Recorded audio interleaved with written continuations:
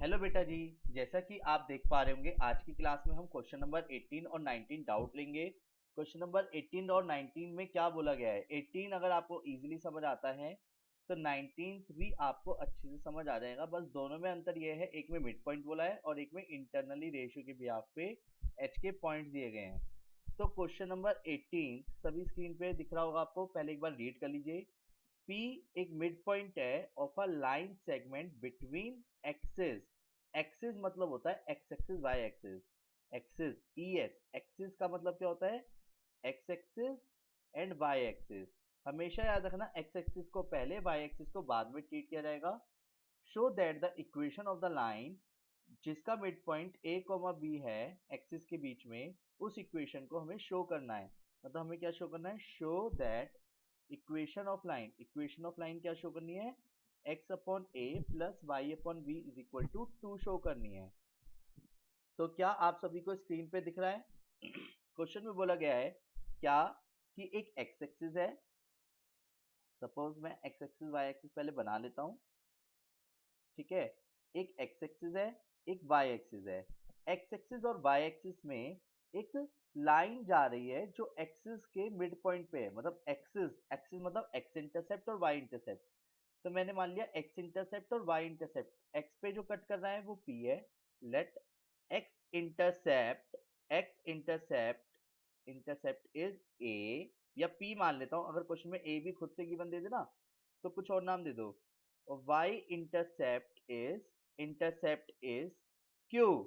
मैंने क्या करा, दो पॉइंट्स मान लिए, x intercept is p, y intercept is q। अब जरा सोच के बोलो, क्वेश्चन में ये x इंटरसेप्ट अगर p है तो यहाँ से यहाँ तक की लेंथ अगर p है तो ये वाला पॉइंट क्या हो गया, x एक्सिस पे वाला पॉइंट क्या हो गया, बोलो बोलो। क्या आपको स्क्रीन पे दिख रहा है? तो ये वाला पॉइंट क्या हो गया, बोलो। ये वाला पॉइंट क्या हो गया बेटा जी, x एक्सिस पे ये वाला पॉइंट क्या होगा? किसी की भी आवाज नहीं आ रही, एक बार बोल दो। सपोज ये जो a कोऑर्डिनेट है ये क्या होगा,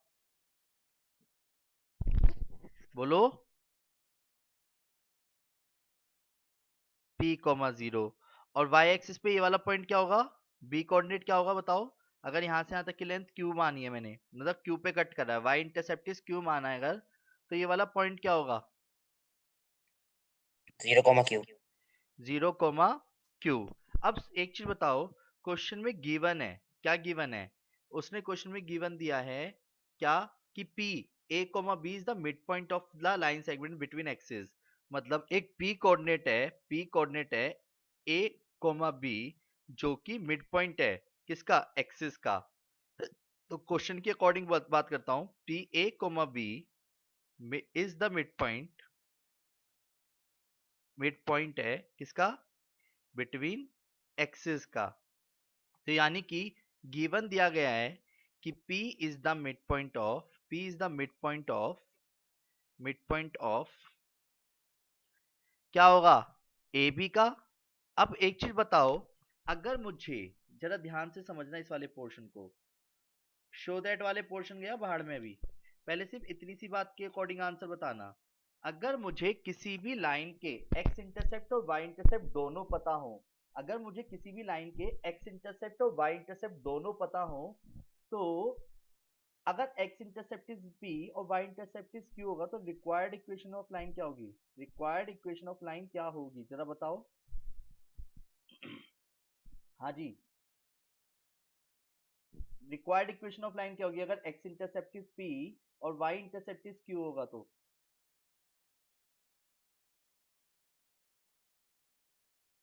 बोलो। अगर हमारे को इंटरसेक्ट फॉर्म पता होती थी तो इंटरसेक्ट फॉर्म क्या होती थी, अगर इंटरसेक्ट पता हो, कोई भी एक जना आंसर दे दो यारो।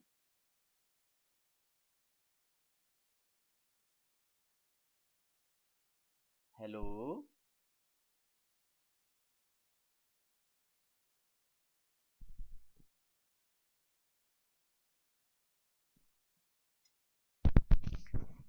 ओके। तो x upon p plus y upon q is equal to 1। अब मुझे यानी कि क्या चाहिए, p और q चाहिए। और p और q कहाँ से मिलेगा हमारे को क्वेश्चन के अकॉर्डिंग, अगर हम नोटिस करें तो क्वेश्चन में P is the mid point of A B है, तो यानी कि जो स्मॉल a है, small a, P is the mid point of A B है, तो a बराबर किसके हो जाएगा 0 प्लस पी डिवाइड बाई 2 के, और b किसके बराबर हो जाएगा q प्लस 0 डिवाइड बाई 2 के, क्योंकि मिड पॉइंट का फॉर्मूला होता है x1 plus x2 divide by 2 और y बराबर y1 plus y2 divide by 2, यानी कि a is equal to p by 2 और b इज इक्वल टू किसके बराबर q बाई 2। तो p बराबर क्या हो जाएगा 2a और q बराबर क्या हो जाएगा 2b, क्योंकि ये हमने माने हुए थे। तो p की जगह 2a और q की जगह 2b रख दूंगा, तो x upon 2a plus y upon 2b is equal to 1, yes और नो। अगर आप सभी ध्यान से देखो तो 1 अपॉन 2 कॉमन आ रहा है, तो हमने 1 अपॉन 2 कॉमन निकाल लिया।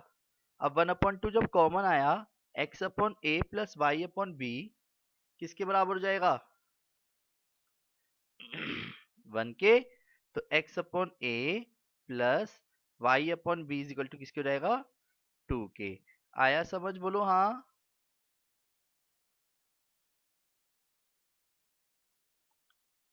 ये समझ आया, बोलो हाँ। Yes sir. चलो इसी के तर्ज पे ना बेटर होगा कि आप ये वाला क्वेश्चन फिर से समझने की कोशिश करना जो मैं अब समझाने जा रहा हूँ, क्योंकि एक्चुअली इस क्वेश्चन में और उस क्वेश्चन में अंतर सिर्फ इतना है कि थोड़ा समझने में बहुत टिपिकल हो जाता है, जिसकी वजह से क्वेश्चन नंबर 19 बहुत ज्यादा इंपॉर्टेंट है। क्वेश्चन 19 काफी इंपॉर्टेंट है, प्लीज एक बार रीड कर लीजिए सभी। क्वेश्चन नंबर 19 इंपॉर्टेंट बोल रहा हूँ तो यानी कुछ तो बात होगी ना, तो एक बार इसे अच्छे से समझ लेते हैं। क्वेश्चन नंबर 19 में क्या बोला गया है बेटा, क्वेश्चन नंबर 19 में बोला गया है कि h k जो है वो डिवाइड कर रहा है एक्सिस को किस रेशियो में 1:2 रेशियो में। डन।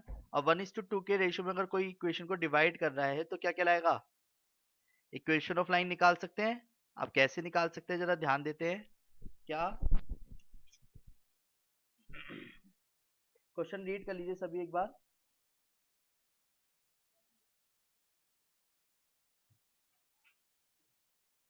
रीड कर लिया। मैं आपको जरा स्क्रीन पे एक बार दिखाना चाहूंगा किस तरीके से करेंगे। देखो, अगर एक्स एक्सिस यहाँ है और वाई एक्सिस ये है, तो उसकी जो इंटरसेप्ट है यानी ये वाले इंटरसेप्ट, इंटरसेप्ट मतलब एक्स एक्सिस और वाई एक्सिस की जो इंटरसेप्ट है, उसको एक लाइन का जो एक पॉइंट है, क्या नाम दिया था उसने क्वेश्चन में आर, एच कोमा के, वो डिवाइड कर रहा है एक्सिस को। किस रेशियो में डिवाइड कर रहा है, अगर आप ध्यान से देखो तो एच कोमा के किस रेशियो में डिवाइड कर रहा है 1:2। तो सुनो, जल्दबाजी में बंदा गलती क्या करता है जरा उसे समझना बहुत जरूरी है। 1:2 के रेशियो में R divides axis in the ratio 1:2। तो एक्सिस में पहले कौन लेते हैं, अगर पेयरिंग की जब बात आएगी तो एक्सिस में किस पेयरिंग में सबसे पहले किसको लिया जाता है, एक्स एक्सिस को, और वाई एक्सिस बाद में पेयर में। तो इसलिए एक्स एक्सिस की तरफ से 1 और वाई एक्सिस की तरफ से 2 लिखा जाएगा। क्या बोला मैंने, एक्स एक्सिस की तरफ से 1 और वाई एक्सिस की तरफ से 2 लिखा जाएगा। ये क्लियर है, बोलो हाँ। Yes sir. क्योंकि जल्दबाजी में बंदे क्या करते हैं 1:2 लेने के चक्कर में 1 इधर 2 इधर कर देंगे, यार उससे तो गड़बड़ हो जाएगी ना। अब क्वेश्चन में इक्वेशन जिसकी निकालनी है यानी एल की इक्वेशन निकालनी है अगर सपोज, तो यानी मुझे इसके इंटरसेप्ट पता होने चाहिए। अगर इंटरसेप्ट का यूज किया है तो सबसे पहले हमने क्या करा, let x intercept is a, x intercept is a ना मान के मैंने p मान लिया, डन। और y इंटरसेप्ट इज q। तो खुद बताओ, अगर मैंने इक्वेशन के इंटरसेप्ट्स मान लिए तो रिक्वायर्ड इक्वेशन ऑफ लाइन क्या होगी, रिक्वायर्ड इक्वेशन ऑफ लाइन क्या होगी सोच के बोलो। इक्वेशन ऑफ लाइन क्या होगी बेटा,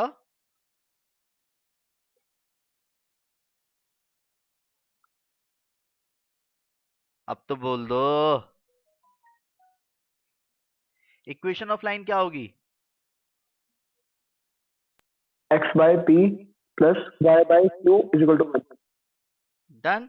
जिसमें p और q हमारे माने हुए हैं, तो क्या हम p और q निकाल सकते हैं। चलो बताता हूँ कैसे निकालेंगे। देखो जरा, अगर ये पॉइंट है तो ये वाला पॉइंट क्या हो गया p, 0, क्योंकि हमने x इंटरसेप्ट इज p माना है।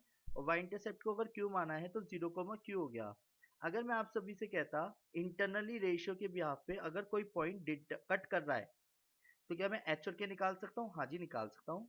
तो आर डिवाइड्स, नाम देता हूँ इसे A B coordinate, R divides line joining A B in the ratio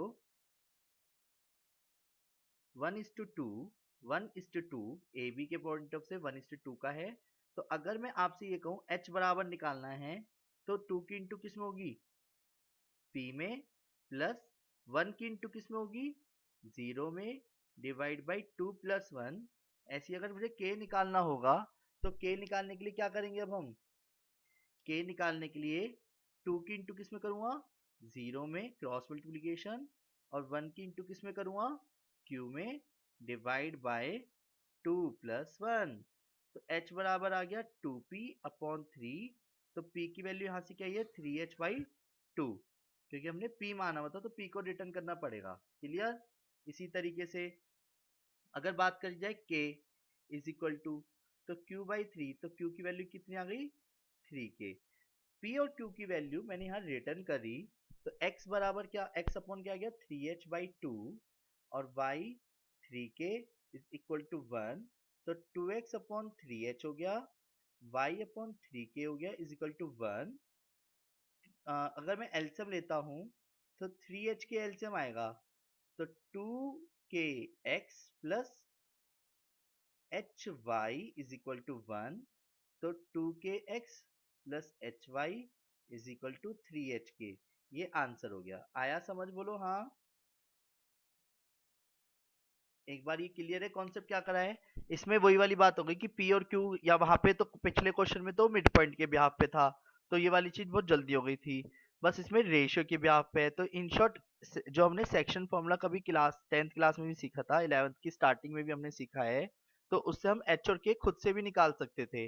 पर एच और के में पी और क्यू की वैल्यू हमें चाहिए थी, तो पी और क्यू को हमने इक्वेशन ऑफ लाइन निकालने में रिटर्न करा, जिससे कि इन टर्म्स ऑफ एच के हमारा आंसर आ गया। एक्स वाई इक्वेशन में होना इसलिए जरूरी है, अदरवाइज वो इक्वेशन नहीं कहलाएंगी। आया समझ बेटा जी? उम्मीद करता हूँ आपको ये वाले कॉन्सेप्ट यस समझ सर। आ गए होंगे। अब हम जो है